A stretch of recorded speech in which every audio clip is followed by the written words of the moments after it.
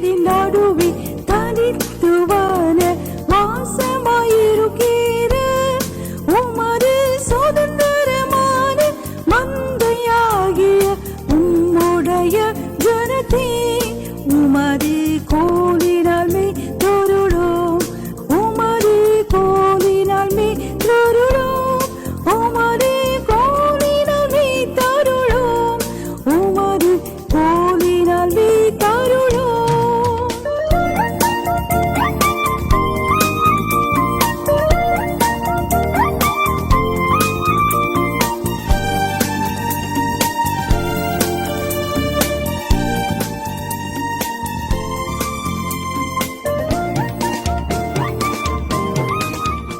Isaiah 58 verse 11.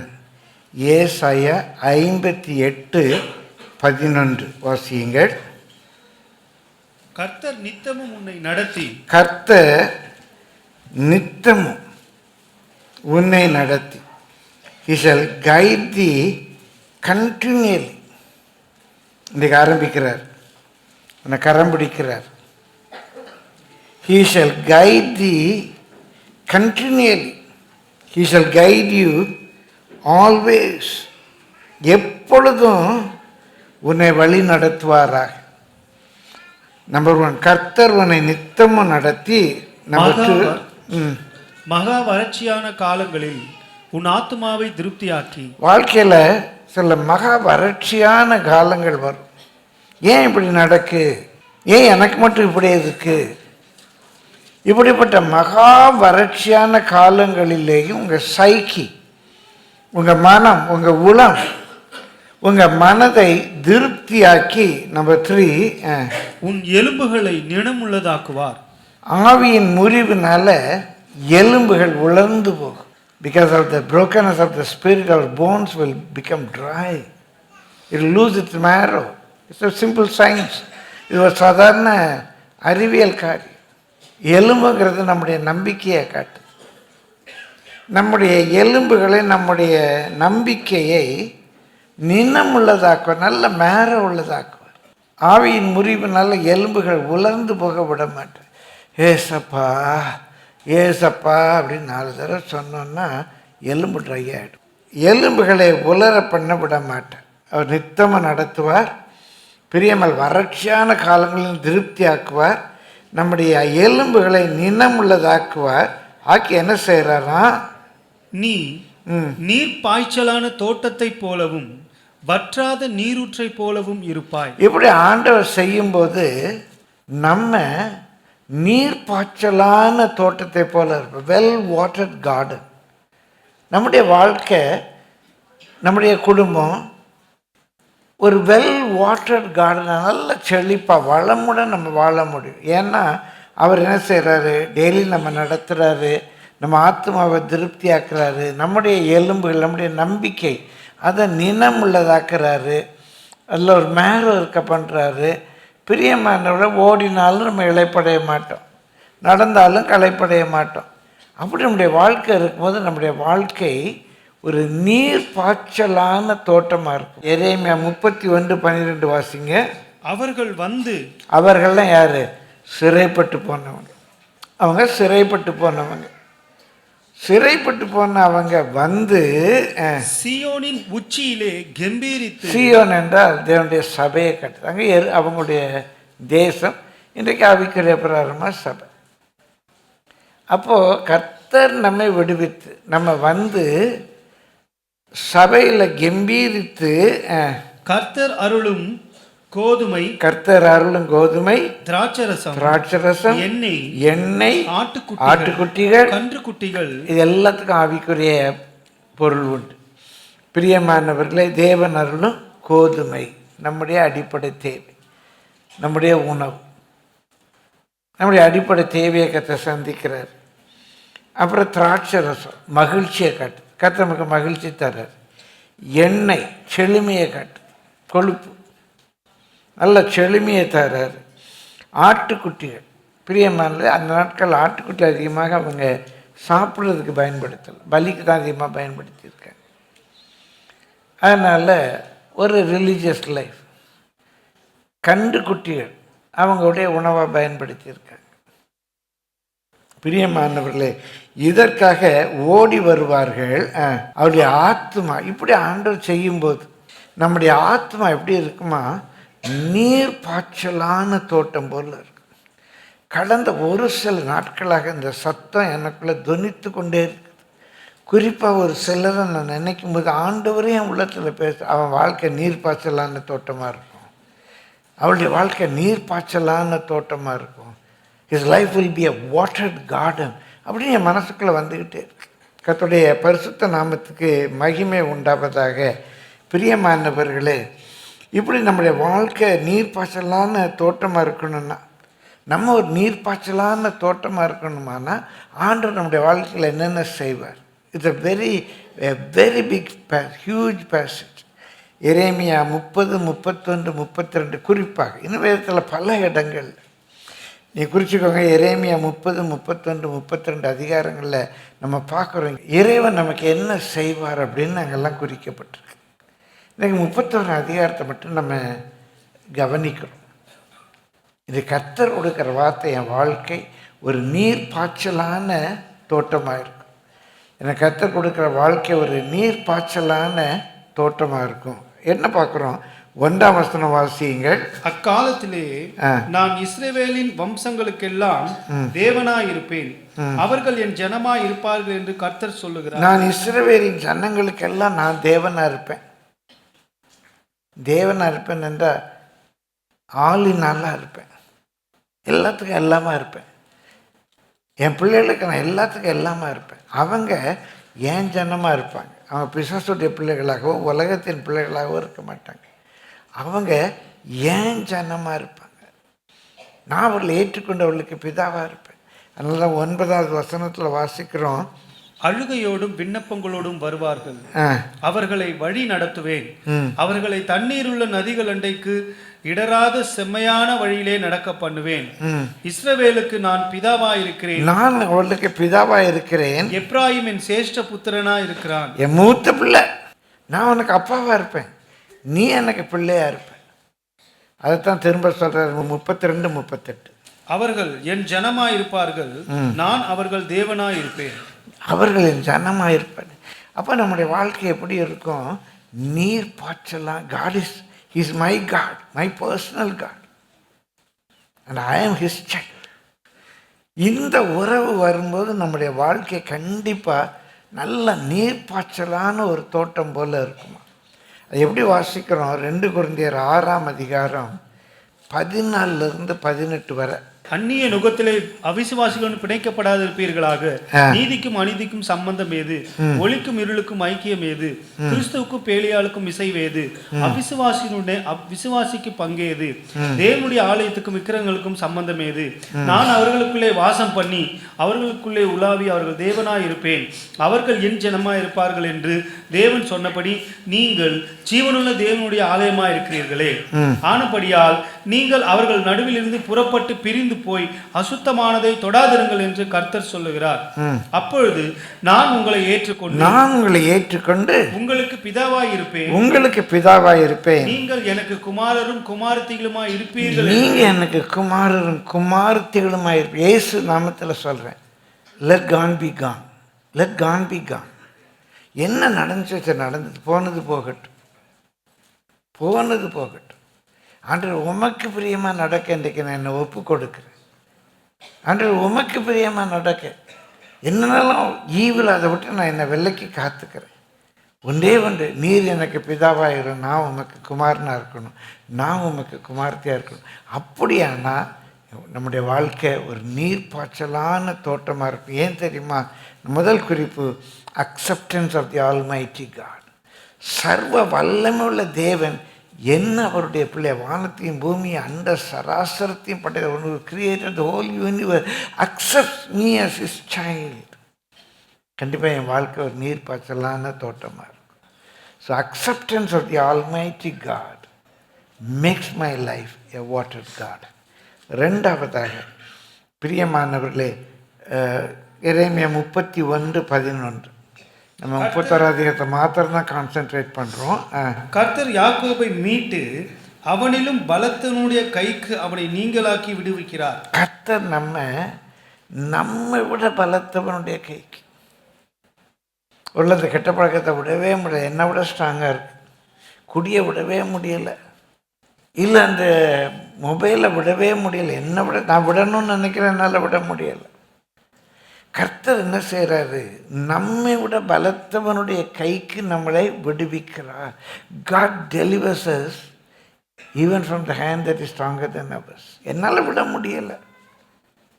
இன்னைக்கு என்ன சூழ்நிலையாக இருக்கட்டும், உங்களிலும் பலத்தவனுடைய கைக்கு அவர் உங்களை விடுவிக்கிறார். 29:14 வாசிங்க.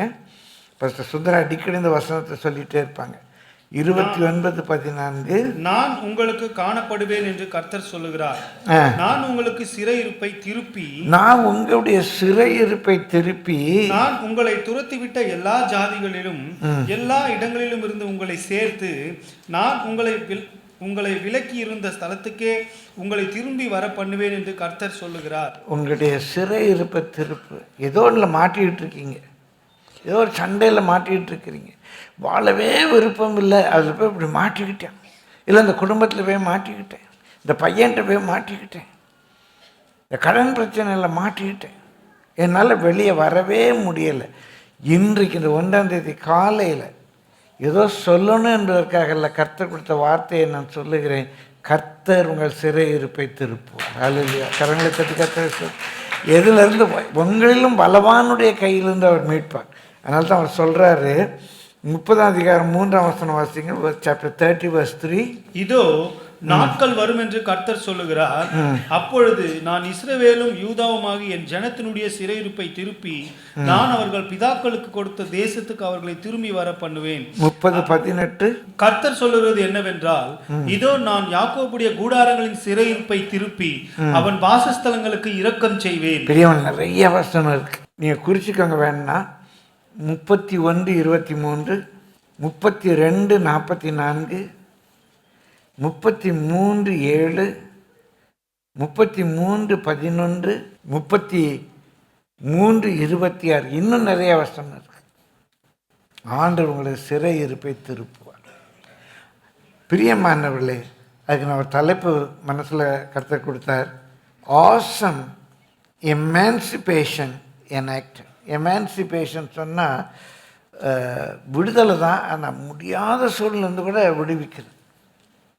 Not just deliverance, it is stronger than deliverance. Deliver பண்ண முடியாதுங்கிற சூழ்நிலையிலும் ஹீ வில் எமான்சிபேட்.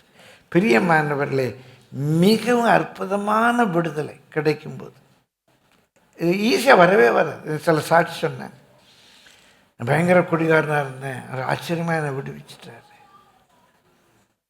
ஆச்சரியமாக விடுவிச்சிட்டார். Awesome emancipation. ஒரு பிரியமான மிகவும் அற்புதமான ஒரு விடுதலை கிடைக்கும்போது நம்முடைய வாழ்க்கை நீர்ப்பாய்ச்சலான தோட்டம் போல இருக்கும். முதலாவது acceptance of that great God. அந்த மகத்துவமான தேவன் நம்ம பிள்ளையாக ஏற்றுக்கொள்ளும் போது நம்முடைய வாழ்க்கை நீர்ப்பாய்ச்சலான தோட்டமாக மாறுது. ரெண்டாவது an awesome emancipation. ஒரு அற்புதமான விடுதல் நம்முடைய வாழ்க்கையில் வரும்போது நம்முடைய வாழ்க்கை ஒரு நீர் பாய்ச்சலான தோட்டமாய் மாறுது. மூன்றாவது 31ஆம் அதிகாரம் 4ஆம் வசனம் வாசிங்க. இஸ்ரவேல் என்னும் கன்னிகையே, மறுபடியும் உன்னை கட்டுவிப்பேன், நீ கட்டப்படுவாய். மறுபடியும் நீ மேள வாத்தியத்தோடும் ஆடல் பாடல் செய்கிறவர்களின் களிப்புள்ள கூட்டத்தோடும் புறப்படுவாய். மறுபடியும் நீ புறப்படுவாய். மறுபடியும் சமாரியாவின் மலைகளிலே திராட்சை தோட்டங்களை நாட்டுவாய். மறுபடியும் நீ நாட்டுவாய். நாட்டுகிறவர்கள் அவைகளை நாட்டி அதன் பலனை அனுபவிப்பார்கள். நீ அதை நாட்டி அதனுடைய பலனை நீயே அனுபவிப்பாய். 32:14 வாசியுங்க. அவர்களுக்கு நன்மை செய்யும்படி அவர்கள் மேல் சந்தோஷமாயிருந்து என் முழு இருதயத்தோடும் என் முழு ஆத்துமாவோடும் அவர்களை இந்த தேசத்திலே நிச்சயமாய் நாட்டுவேன். நிச்சயமாய் நான் நாட்டுவேன், எஸ்டாப்ளிஷ் பண்ணுவேன், நிச்சயமாய் நான் நாட்டுவேன். 32:43-44 வாசிங்க. மனுஷனும் மிருகமும் இல்லாதபடிக்கு பாழாய் போயிற்று என்றும் கல்தேயரின் கையிலே ஒப்பு கொடுக்கப்பட்டு போயிற்று என்றும் நீங்கள் சொல்லுகிற இந்த தேசத்திலே நிலங்கள் கொள்ளப்படும். எல்லாம் ஜெயிலுக்கு போயிட்டாங்க, எல்லாம் சிறை பிடிச்சிட்டு போயிட்டாங்க, இனிமே இங்கே ஒன்றுமே இல்லை அப்படிங்கும்போது திரும்பி வந்து இப்போ இந்த இடம் பாழாக கிடக்கு, எருசலேம் பாழாக கிடக்கு, திரும்ப இங்கே வந்து நிலம் வாங்கப்படும். ஆச்சரியமாக இருக்கு. ஆமாம், நிலம் கொல்லப்படும்.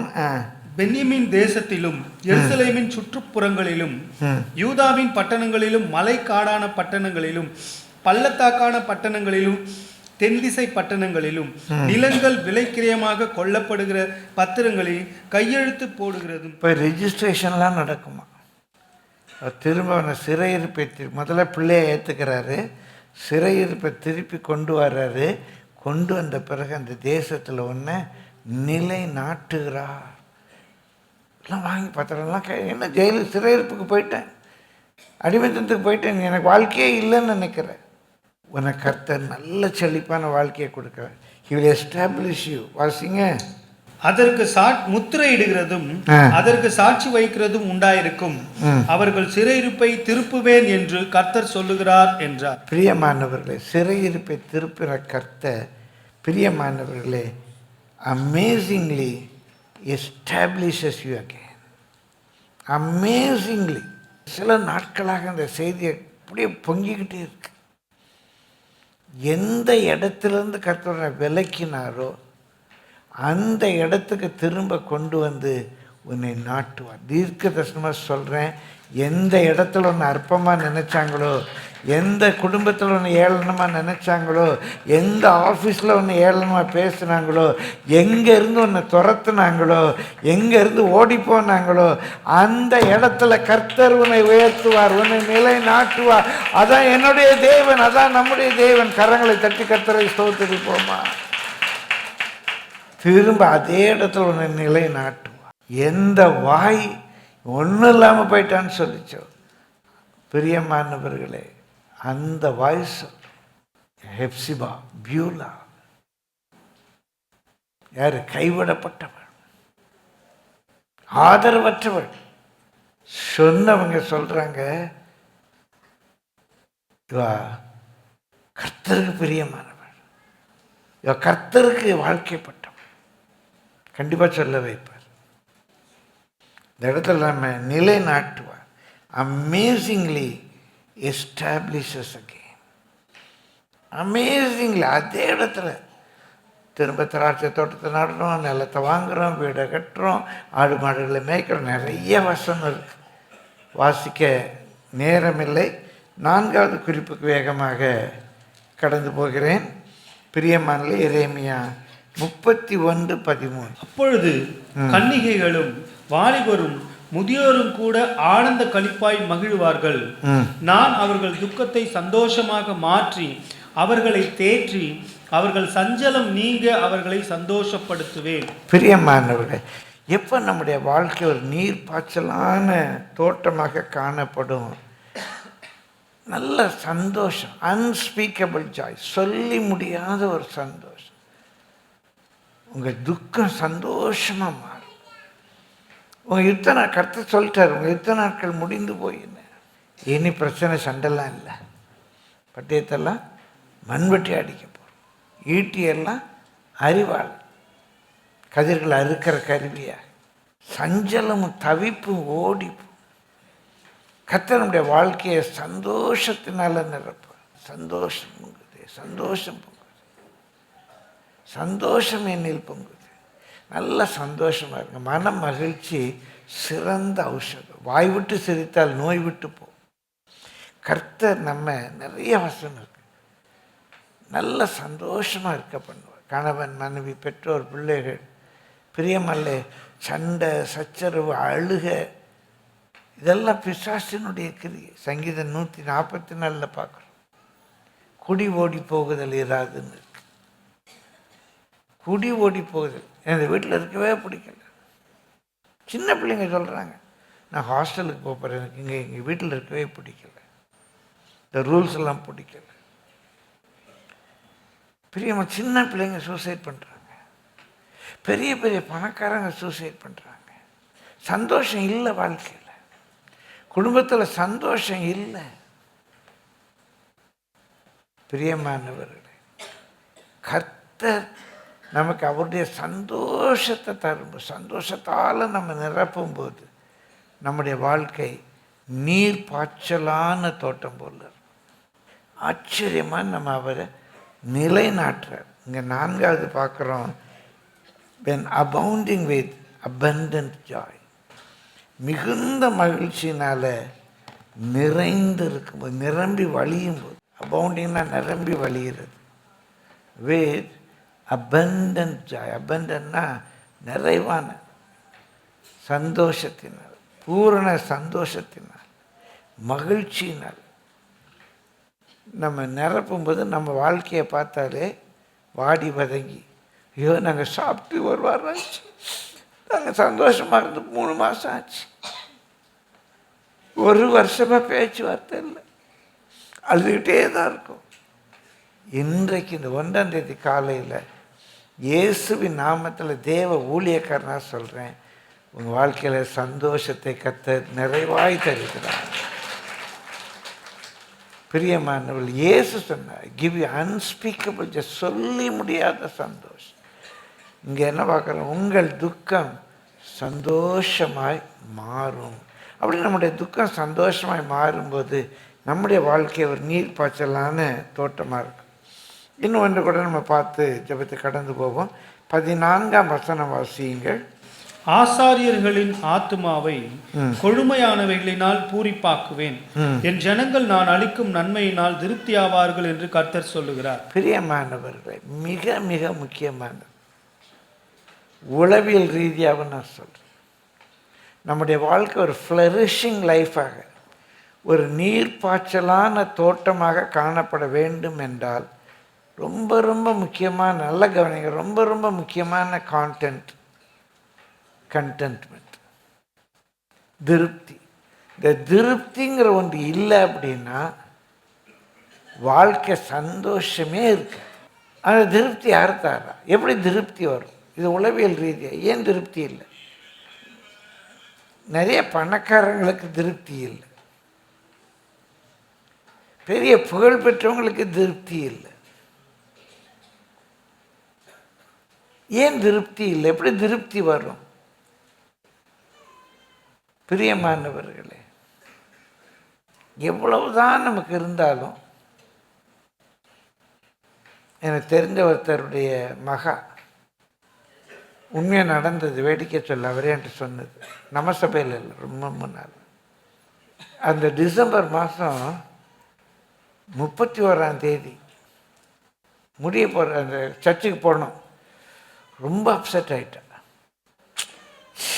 தப்பு விட்டுட்டேன்னு நடந்தது, ரொம்ப அப்செட் ஆகிட்டேன். ஏன் அப்செட்டுனா, அவள் சேரீயெல்லாம் எண்ணி பார்க்கும்போது அந்த வருஷத்தில் அவள் வாங்கினது மொத்தம் 364 சேரீ தான் வாங்கியிருக்கிறா. ஒரு சேரீ வாங்காமல் விட்டுட்டா.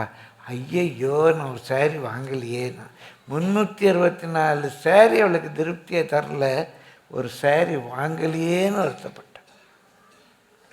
எனக்கு ஆள் பேர் எல்லாம் தெரியும். 364 புடவை வாங்கியும் அவளுக்கு திருப்தி இல்லை. அந்த விழிப்புணர்வு ஆராதனைக்கு ஒரு திருப்தியோடு அவள் போக முடியும். ஐயையோ, ஒரு புடவை வாங்காமல் விட்டுட்டேனே. பிரியமானவர்களே, கர்த்தருடைய பரிசுத்த நாமத்துக்கு மகிமை உண்டு. திருப்தி எப்படி வரும்? அவர் கொடுக்கணும். நிறைய பேருக்கு கணவன் மேலே திருப்தி கிடையாது, நிறைய பேருக்கு மனைவி மேலே திருப்தி கிடையாது, நிறைய பிள்ளைகளுக்கு பெற்றோர் மேலே திருப்தி, எங்கள் அப்பா அப்படி இல்லையே, எங்கள் அம்மா இப்படி இல்லையே. நிறைய பேருக்கு அவங்களுக்கு இருக்கிற வேலையில் திருப்தி கிடையாது. இன்றைக்கி நம்மளை அழிக்கிற ஒரு உளவியல் பிரச்சனையே திருப்தி இல்லை. திருப்தி இல்லை. இன்னும் இன்னும் இன்னும் வேணும். இன்னும் என் கணவன் இப்படி இருக்கணும், இன்னும் என் மனைவி இப்படி இருக்கணும். பிரியமானவர்களே, ஆண்டவர் என்ன செய்கிறாரு? அவர் அளிக்கும் நன்மையினால் நம்மை திருப்தியாக்குகிறார். பல வசனங்கள் அதை பற்றி அவர் சொல்கிறார். 1-2 வாசிப்போம்.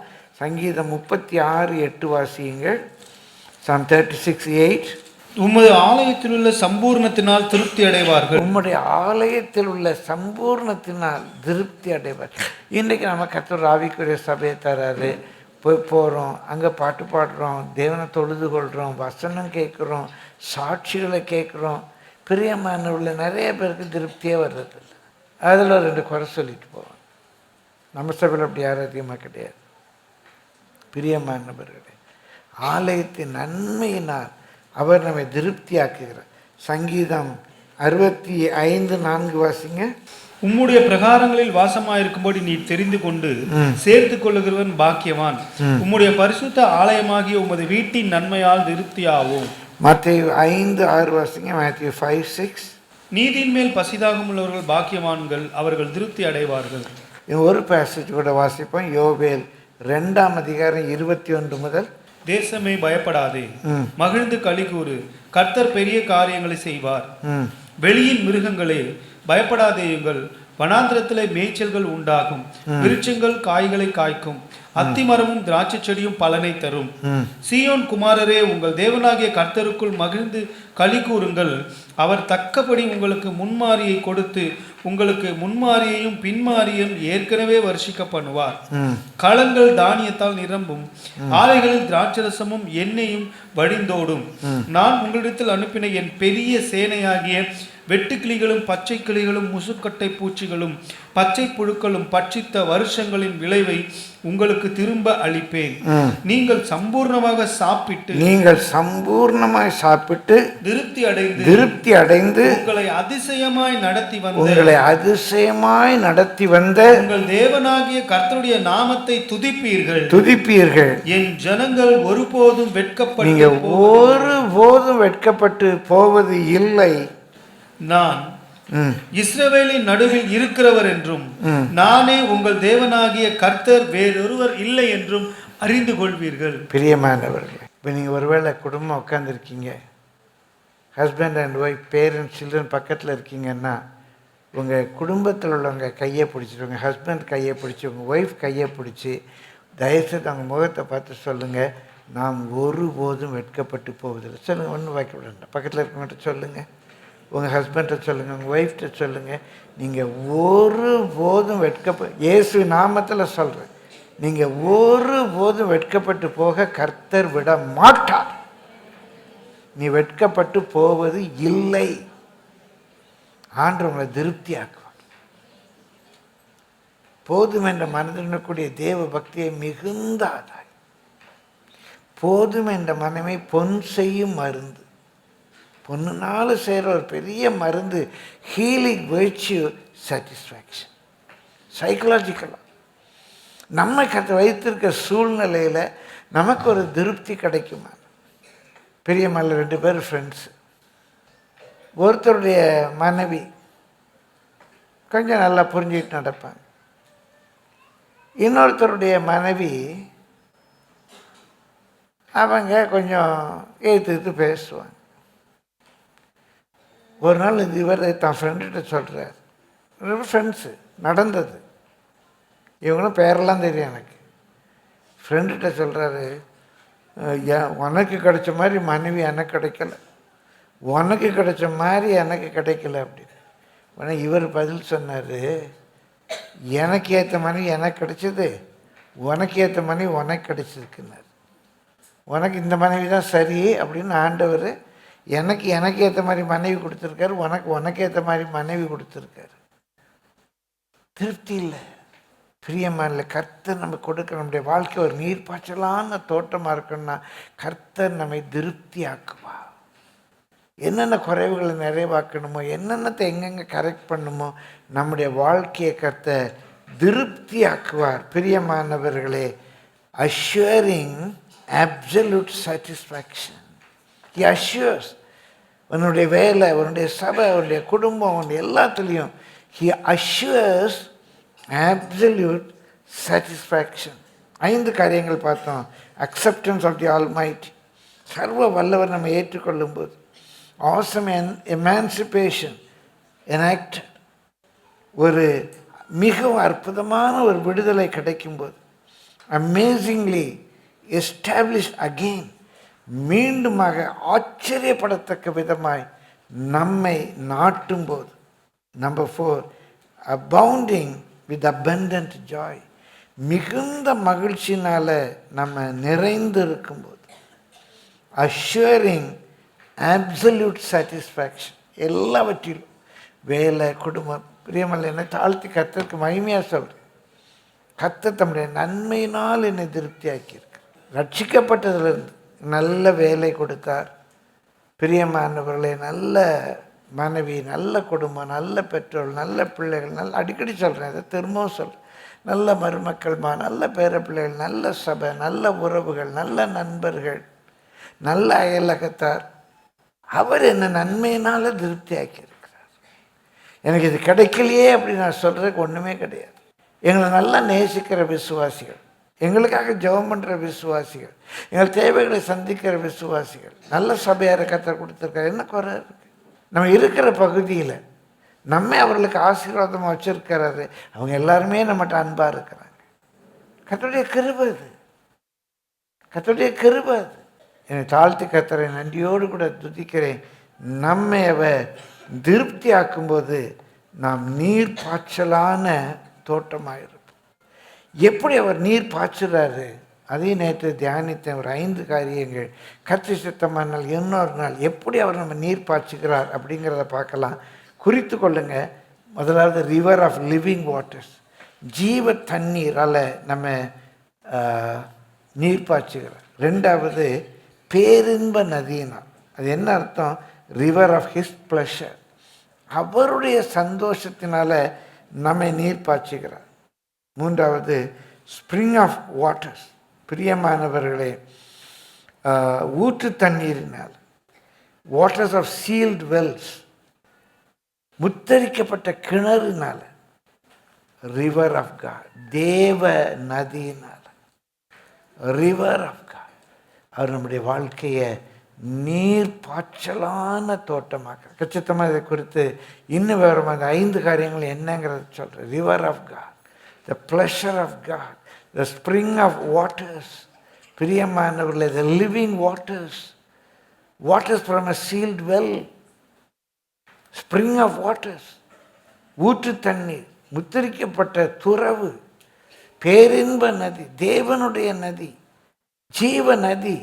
இதனாலலாம் நம்முடைய வாழ்க்கையை அவர் நீர் பாய்ச்சலான தோட்டமாக மாற்றுகிறார். கர்த்தருடைய பரிசுத்த நாமத்துக்கு மகிமை உண்டாவதாக.